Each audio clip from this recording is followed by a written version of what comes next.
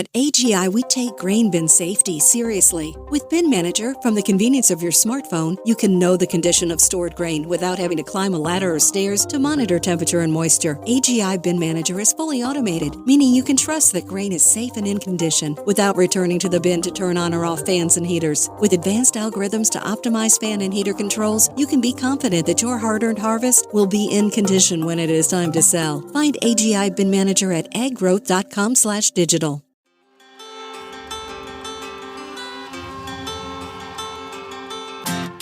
Hi, I'm Kaitlyn Dubin, and this is the Rural Woman Podcast. I'm a first-generation farmer who married into agriculture. Born and raised in a city, I was so unfamiliar with where my food came from, but I was determined to figure it out. Through my journey into agriculture, I saw women who were strong but humble, often taking a back seat. To me, these women were leaders who deserved a seat at the table. I created the Rural Woman Podcast to share the voices of women in an industry whose stories often went untold. The rural entrepreneurs who live and breathe their work, full of grit and pride.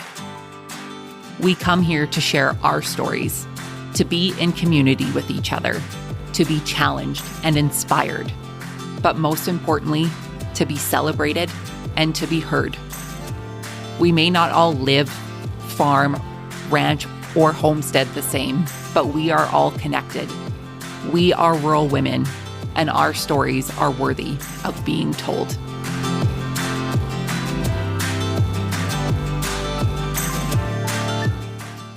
Hey everyone, welcome to this week's episode of the Rural Woman Podcast.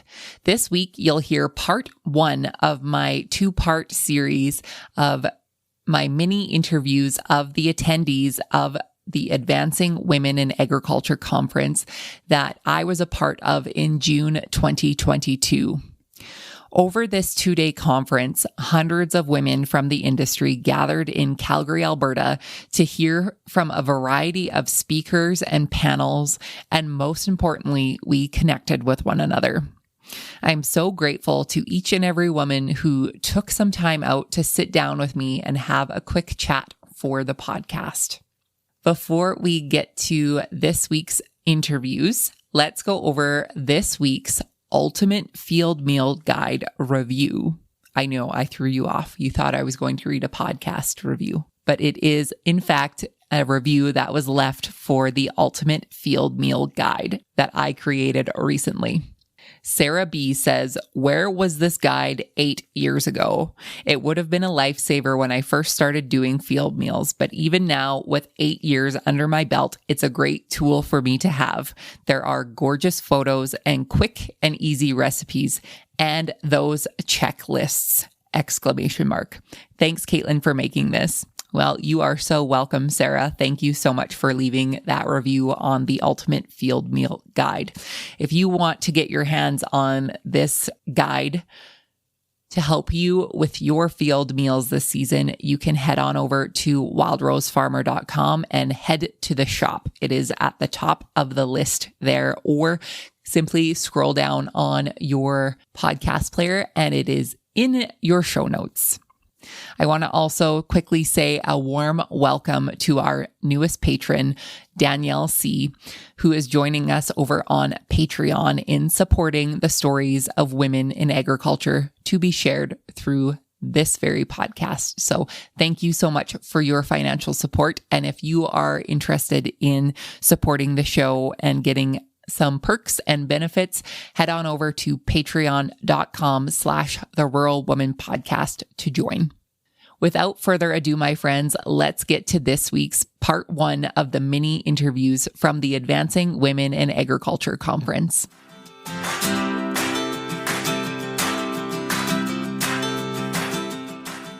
My name is Adriana Graham.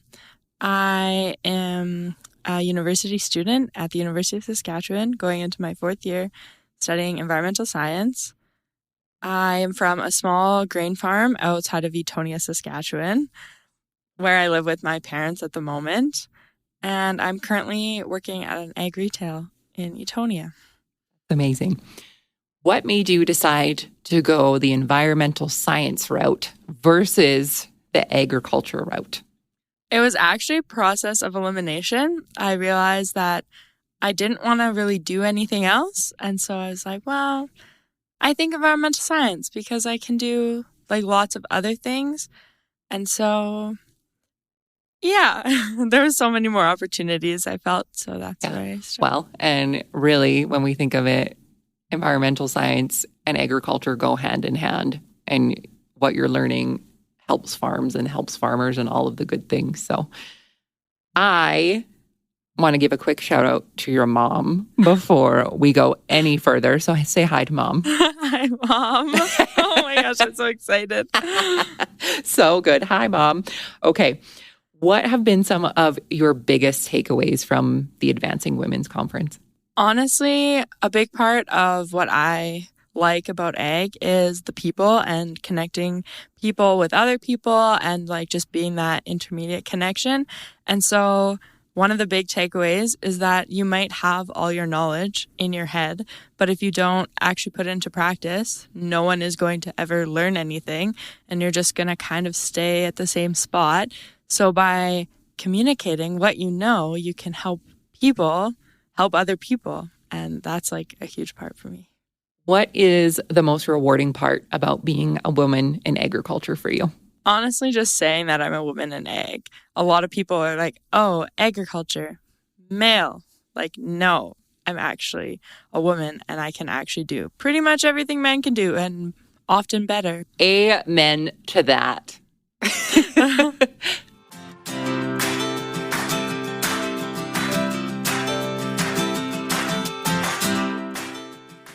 Yeah, I'm B. Pratyusha Chanupati, but I go by B. So I like to make it easy for other people. And I live right now here in Calgary, Alberta, but originally from India, came as a student to McGill with an engineering background, no clue in agriculture other than going during summer times to my grandfather's place, but doing something very different crops like peanuts and chilies, which you wouldn't hear on this side of the continent. That's how my journey happened from east to west. That's amazing. And what made you decide that agriculture was going to be the field that you chose to pursue? Definitely. Just to take you a little bit back, during my undergrad, because I come from chemical engineering, back home, you need to do a full-time project in the final year of your engineering to actually graduate. And one of the things my university was very, very adamant about is like, you want to solve a problem in the community, which is a great thing. And I'm very, very grateful they are that way. And one of the projects which came as like bunch of farmers who are floriculture, again, you don't hear that here often, came to us and they said they are having a fungicide like fungal infection for all the flowers. And already the government has launched a really good biofungicide because back home, as you know, the farmers are very small acre holders. Even after subsidizing, it was still expensive for them to buy. So they reached out to university asking if we could develop at a much lower cost. So that's how the journey started. I started realizing what are the difficulties and I realized how much engineering skill set can be brought in. And, you know, when I was meeting these farmers, they were amazing people. I felt like I was at home and that was 10 years ago. And still the passion is the same and I see it. And that's when I knew agriculture is where I need to be. Amazing. What have been some of your biggest takeaways from the conference so far? One thing, it's not just the conference, but in general, like when I moved from Eastern Canada to Western Canada, I realized is like people are very welcoming, no matter where you come from. They share your passion. They're ready to help. And that's something, again, reflected after pandemic in this conference too. Absolutely. What is the most rewarding thing about being a woman in agriculture for you? One thing I would definitely say is like the journey in agriculture, no matter what, from where you start, what your background is, whatnot, a whole community is there to help you to get wherever you want to go.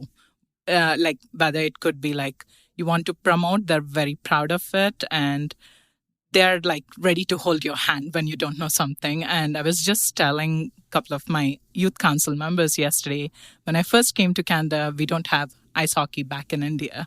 I had to learn. And there are like some amazing farmers who taught me ice hockey 101, and I'm very grateful for it. And things like that, those are little things for them maybe, but it has helped me in my career and a lot of friends to start the conversations, to break the ice, and also to understand the little things which I might not, because I work in an office. I'm not that out in the field. But now I make a point that every summer I'm out in the field meeting at least 2 to 3 big farms or like small farms, whoever is available. I'm fine. I'm like, okay, can you explain why you're doing in this way or whatnot? Now it helps me better with my career as well. Like, okay, that doesn't work practically in a field, so let's think about something else. So I'm very, very grateful for all the people who have given their time. And I want to make sure I do the same for the next generation or whoever reaches out to me. I make sure that I give them the same time as well.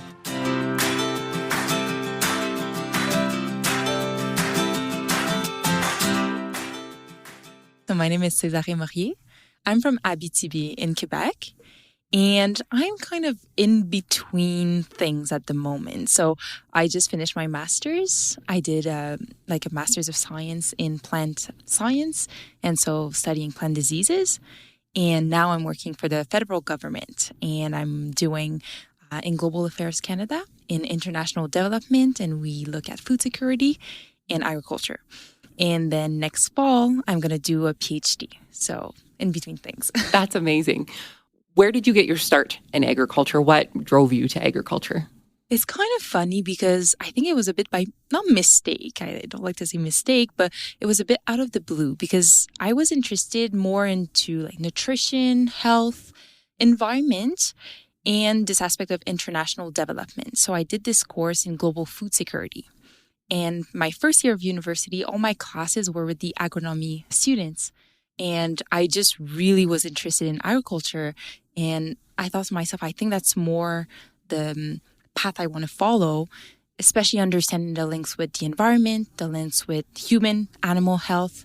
And I just thought, oh my God, there are so many solutions to all the global challenges that we're kind of looking to solve. I think a lot of them can come from agriculture. So that's how I got into it. So neat.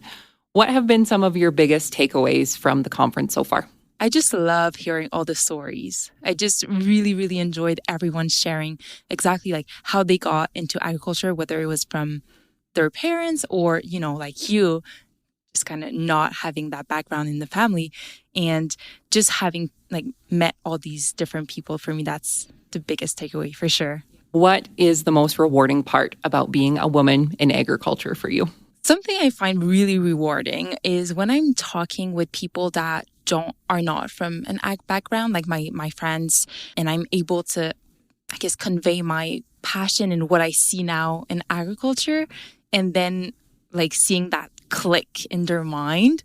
To me, that's the best part, definitely. Totally. Yeah.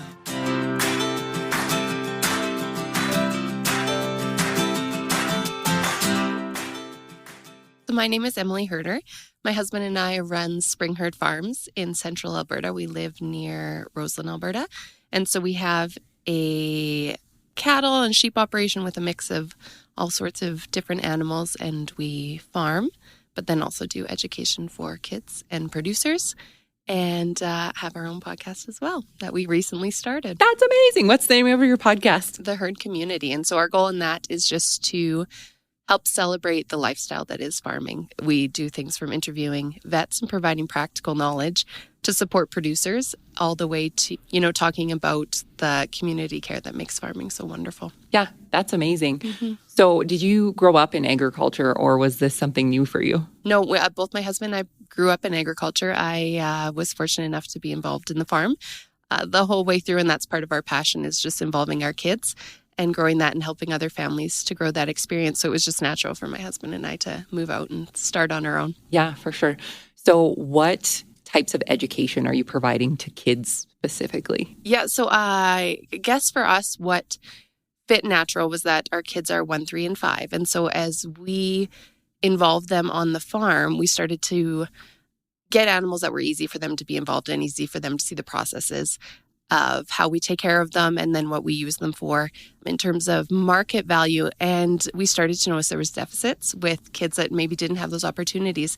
So COVID hit and we started offering virtually education sessions where I would talk to the kids in not a method of showing them cute animals, but a way of explaining what we do on the farm and how we take care of these animals, what we use them for. And so in every session, I have the animal there with me. And so the kids are able to see them and ask questions.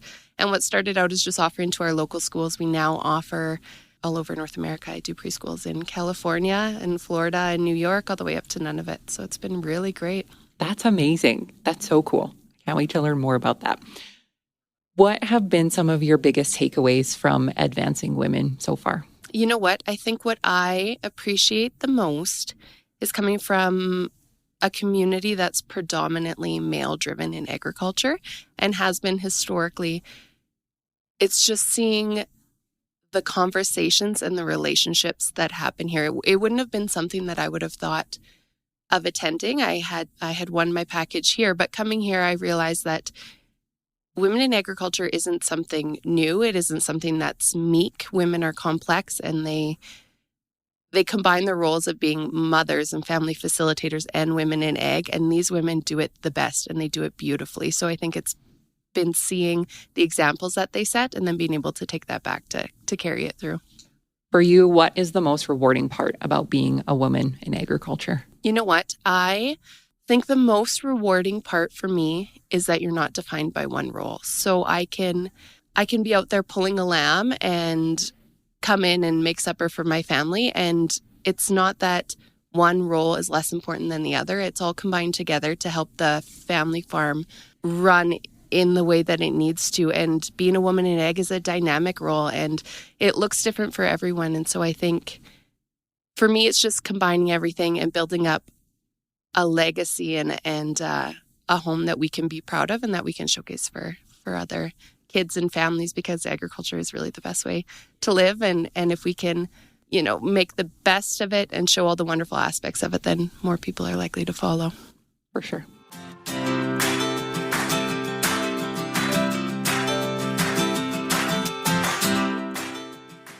My name's Jacintha Culchar. I'm from Vanderhoof, British Columbia, and I just recently purchased a working cattle operation. I've always been in farming, but we have cattle, sheep, and laying hens. And prior to that, I grew up on the farm, and I worked at a vet clinic. Then I went to Australia for 5 years, met my husband. We decided we want to come back to Vanderhoof, and now here we are. Now the rest is history. Is your husband from Australia? He is. And he came here.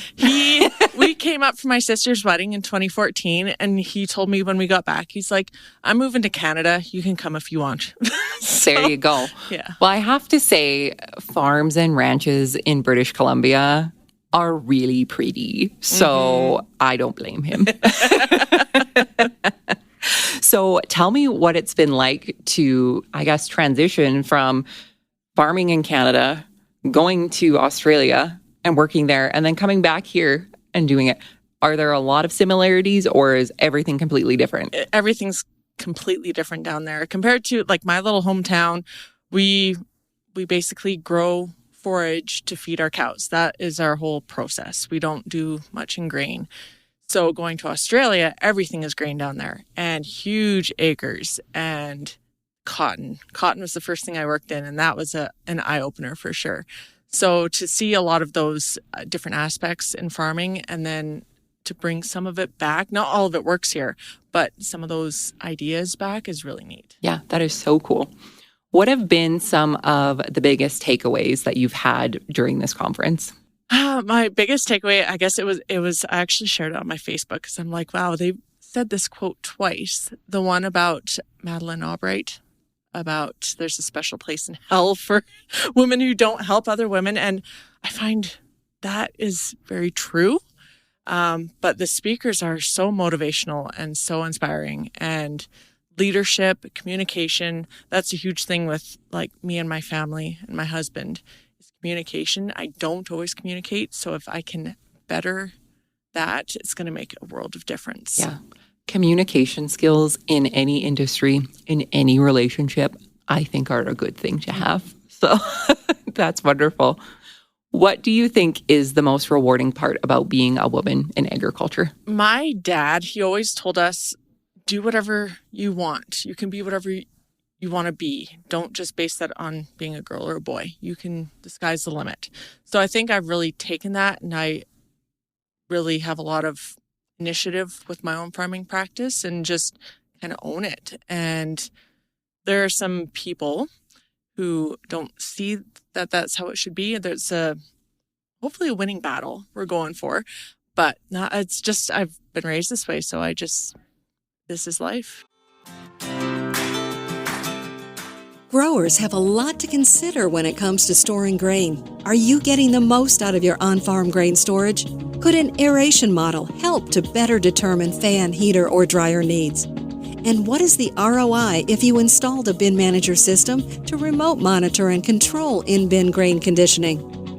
At AGI, we want you to ask the tough questions about how Bin Manager allows growers like you to know exactly what is happening inside your bins without climbing a ladder or stairs, or how you can benefit from remotely monitoring your grain temperature and moisture from a smartphone, or how fully automated fans and heaters can provide peace of mind all season long. Contact an AGI representative today for a free on-farm smart storage assessment. Find AGI Bin Manager at aggrowth.com/digital. That's aggrowth.com/digital. I'm Kaitlyn Kitzan. I am from Saskatchewan, East Central Saskatchewan, farm with my family there, and also work for Glacier Farm Media in the Discovery Farm and Events division. Amazing. Glacier Farm Media is one of the reasons that we're here today. Yes, they are. Tell us more about your family farm. Our family farm is located north of a small town called Theodore, Saskatchewan, and we have a grain and cattle operation. I'm definitely more plugged into the cattle operation than the grain. I find that a lot more interesting, but I also know how important both are for the success of the family farm. Yeah, that's amazing. So what made you decide to go down the career path that you're in versus being a cattle farmer? Yeah. So when I was in high school, I wanted to become a teacher, but I had the opportunity to do some international traveling in high school to third world countries, and I became pretty passionate about food security. And on my last trip, I was like, I want to help find a solution to end global hunger, and agriculture is a really big part of being that solution. So I decided to go to the U of S, thought I was going to study animal science to come back to the farm and be a vet and ranch, and realized that biology and chemistry just were not my things. So I switched over to ag business, and I really like my job right now because I get the flexibility to work full time for a company as well as spend like calving and harvest at the farm helping out. So it's kind of the best of both worlds. Absolutely. I always think like when you get to work part-time off of the farm with something that you really love doing, and then to get to go back for the fun stuff, I think that's like the best of both worlds. Yes, for sure. So what have been some of your biggest takeaways from advancing women so far? I think, being a young leader in a business that is going through a lot of change, just some of the, great leaders talking about, how they've changed their business, talking a lot about burnout, being a young leader. My probably favorite was from the last presentation when they, she's like, I was known as Dick, the dictatorship. And I sometimes feel like that's me just trying to, make room for me around the table. And I come off maybe a little bit of a dictatorship. So I got a lot out of that last presentation. Kaitlyn, what is the most rewarding part about being a woman in agriculture for you? It's a hard question. But for me, it goes back to where my passion lays is food security and knowing that I'm, making a difference around the globe, helping make sure that no kid goes to bed with a empty stomach, and just having the support system, men and women. I have a really cool support system, and I know that there always will be a text, a call away when I need them.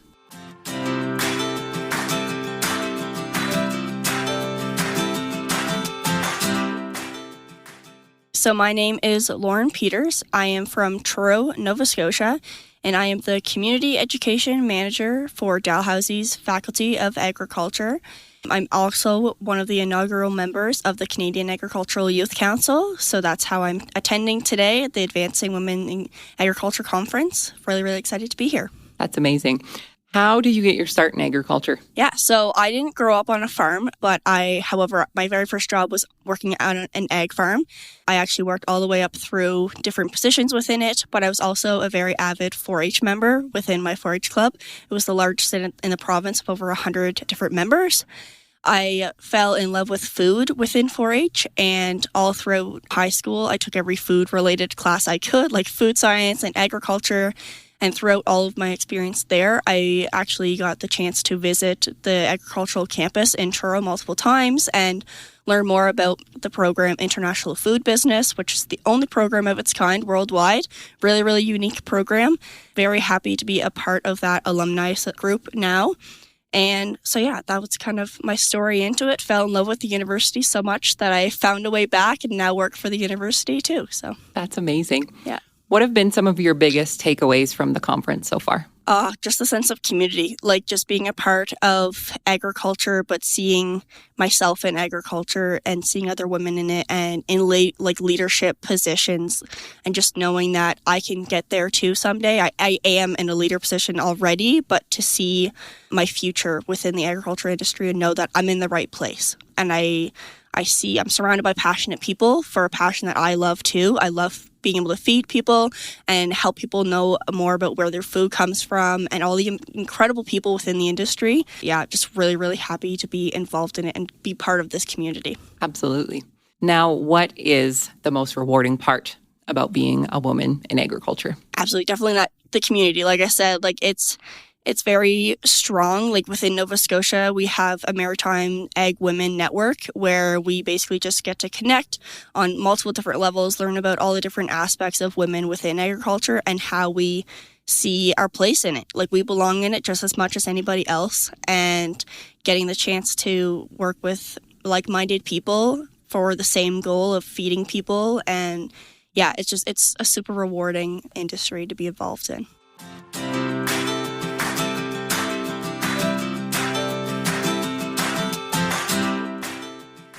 So my name is Nicole Coles. I am a registered veterinary technologist, and currently I am working with prairie livestock veterinarians out of Red Deer. That's amazing. Nicole, did you grow up in agriculture? I did. So my family has a farm outside of Olds, Alberta. My great-grandfather had got the farm when he came over from Scotland quite a while back. So we haven't hit 100 years yet. But yeah, I was raised on the farm. My parents had a house on the farm. My grandparents were on the farm. So we had a smaller just cow-calf operation.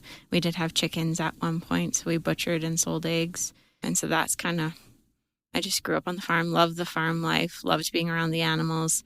At the time, I was too young to help with any of that, but that passion kind of stuck with me, and I've put that into my adult life. Got into your new career. So what made you choose the path that you're on now? Yeah, so like I said, from a young age, I just always loved animals and enjoyed, like it was always intriguing to me how Grandpa worked with the cows and how they handled the chickens. And kind of right out of high school, I just knew that I wanted to go into tech school. I had volunteered in a vet clinic and had great mentors in the clinic as well. So just stuck with that and followed through tech school, worked in small animals. So I kind of have a little bit of everything under my belt. So lucky because you see all the cute critters. Mm-hmm.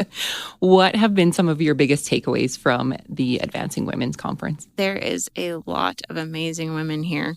And I've kind of been at a point in my career where for the first time I'm enjoying my job and I want to progress and move forward with that. And I want to have an awesome career like a lot of these women. They love what they do and they're not afraid to put themselves out there. And so that's what I really want to strive to get towards. Yeah. Doing it now. Thank you. What is the most rewarding part about being a woman in agriculture for you? Just being involved with feeding the world. Like right now I'm working with swine and poultry and we have a lot of commercial producers. So constantly learning, helping those producers to get food out onto the table and just finding the joy in it is huge. Yeah.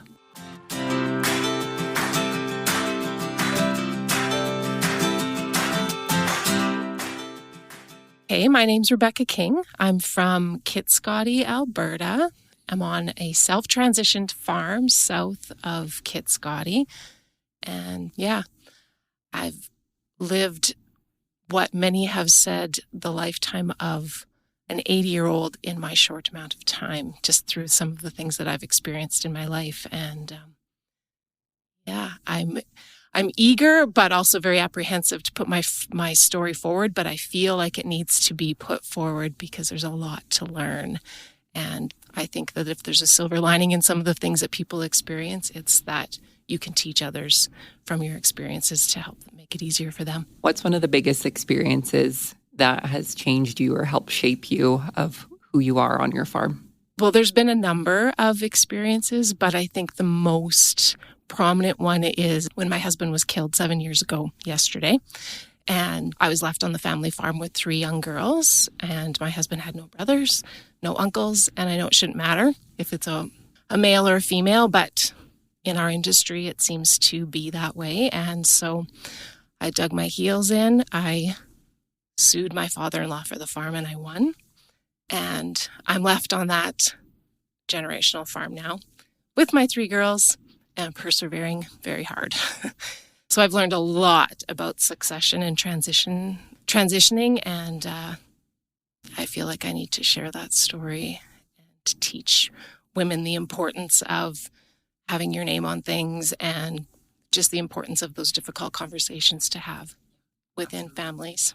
What's one of the biggest things that you've taken away so far from the Advancing Women's Conference? From the Advancing Women's Conference, I've taken away the fact that we have to not be scared to put ourselves forward and be confident in who we are and the messages that we have, and not feel shy, I guess, for lack of better terms. And just be confident in who you are. Right. Own your story. Own your story. Yeah. What is the most rewarding part about being a woman in agriculture for you? The life skills that you learn throughout not only just what you do as a rural woman, but also through the experiences that you gain and what you've learned from those experiences, I think is huge. Right. It goes throughout your whole life. It really does. Yeah. And it puts a lot of things in perspective. And I think it gives you a lot of skills. So yeah, it really does. And then it allows you to pass those on because, as a single parent with 3 young daughters that, you feel like it's the end of the road with certain things. It really teaches you that, what? Perseverance is important. Yeah.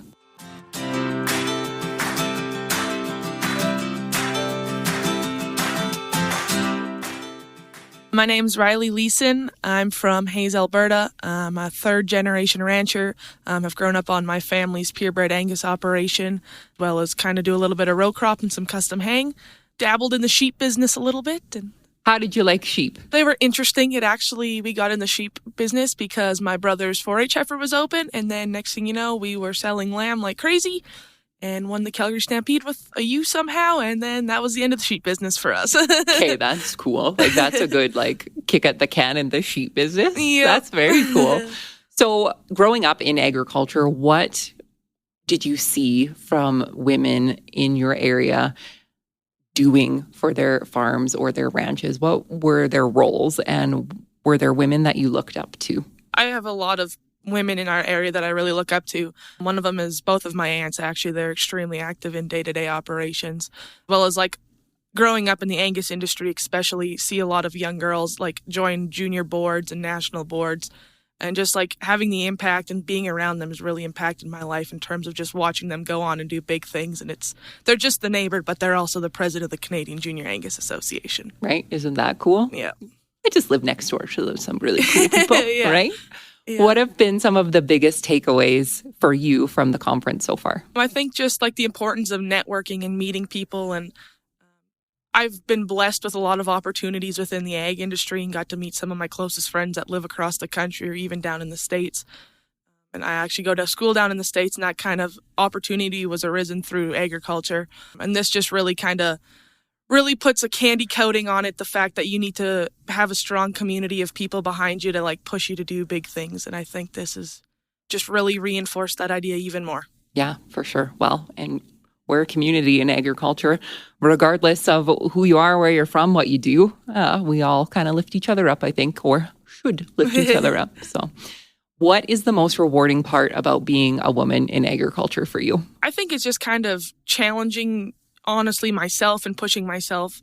Like I said, I've had a lot of amazing role models to look up to, and you can compete with the boys and be right there with them, and you're probably going to be outdoing them because you have the want to be better and want to grow yourself and just prove to people that you can do it, and you can do it even better than they ever expected.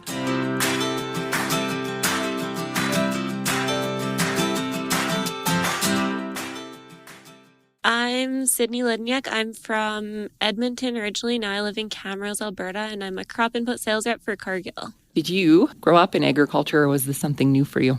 Kind of. My grandparents farmed out in Saskatchewan, and my dad's worked in ag my whole life. So I just kind of ended up here after COVID started. I started in operations and then was customer service, and now I'm in sales. Amazing. What has that transition been like for you through the company in agriculture? It's been a lot of fun. I always kind of liked ag, but I just wasn't so great at science in high school. So I couldn't go into agriculture for university because I needed better science marks. And then, there's just so much opportunity to grow. And if you do well, Cargill's a great company. If you do well, there's so many opportunities to grow. I love the relationships with the farmers. Even now that I've moved, I still have some of my old farmers contact me, see how I'm doing. Last night I ran into one of my old farmers' wives and chatted with her a bit. And I love the community in the sense of everything. Yeah, for sure. Well, and what a testament that there are so many other things you can do in agriculture besides the sciencey stuff, because I too was not great at science in school. So, there's different paths for everybody, and everything added up makes the industry what it is today. So what have been some of your biggest takeaways from the conference so far? Just kind of how to have the conversations now that I'm in a sales role rather than a customer service. It's more about building relationships and then building that kind of trust between them and I, so that they'll want to do business with me, or they'll trust me, because trusting someone with what's going into the ground, that you'll have something come up, is kind of a big deal. So I had a session on connected conversations that really helped, and just hearing the stories from all the women, seeing all the different paths everyone's on, and kind of where you can go. Yeah, and just like we said, so many opportunities and different things you can do, and opportunities that haven't even come up yet that will come up down the road. So exactly. What is the most rewarding part about being a woman in agriculture for you? I just think working in agriculture, I never really thought of myself as just a woman in agriculture. I just thought of someone feeding the world. People ask me, they're like, what's the most rewarding part about working in agriculture? I'm the fact that what's going in the ground today, a few months down the road, that's going to become your canola oil. That's going to become your beer, your bread, everything. And then just being a woman, and I'm the only female sales rep in my location. We do have an associate who's also a female. So just kind of being that young woman's voice around all the older men is kind of cool. Yeah, well, and hopefully influential to hire some more lady sales reps. Yeah, other locations definitely have more females, just not at mine necessarily. That's amazing. Well, and having a female in the office and as a sales rep, being able to have others see that you're there and give them the opportunity to know that they can do it too.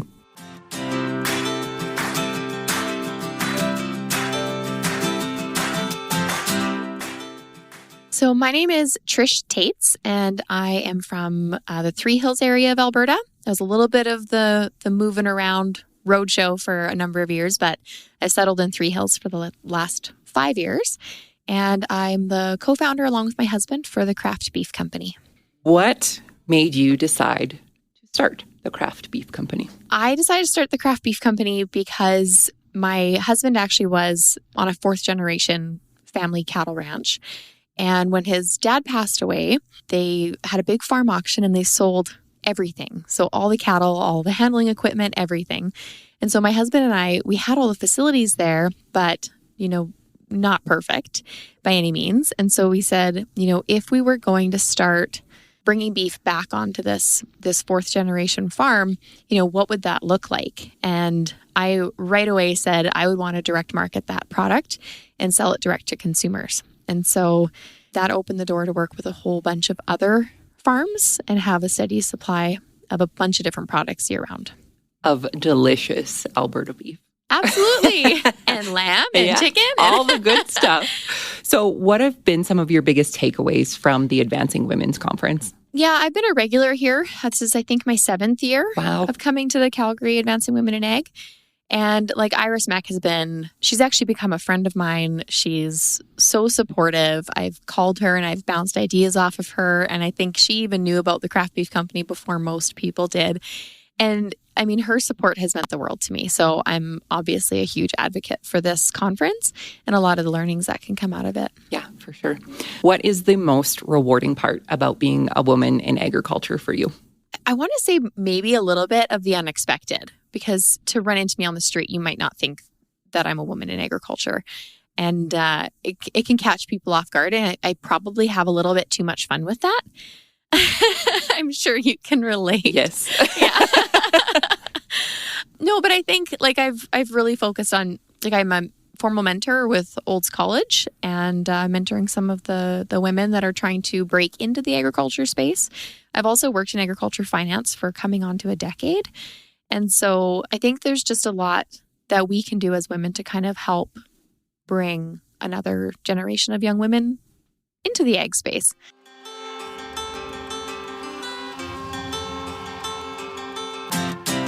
Thanks for listening to the Rural Woman Podcast, a proud member of the Positively Farming Media Podcast Network. The Rural Woman Podcast is more than just a podcast. We are a community. A huge thank you to the Rural Woman Podcast team, audio editor Max Hofer, and admin support from Kim & Co. Online.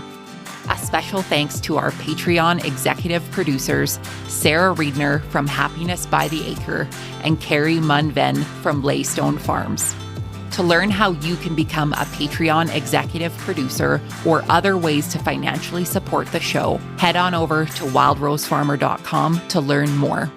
Be sure to hit the follow or subscribe button wherever you listen to the podcast to get the latest episodes directly on your playlist. And if you are loving the show, please be sure to leave a rating and review on Apple Podcast or any other platform that accepts ratings and reviews. You can connect with us on social media at The Rural Woman Podcast and with me at Wild Rose Farmer. One of the best ways you can support the show is by sharing it. Send this episode to a friend or share on your social media. Let's strengthen and amplify the voices of women in agriculture together.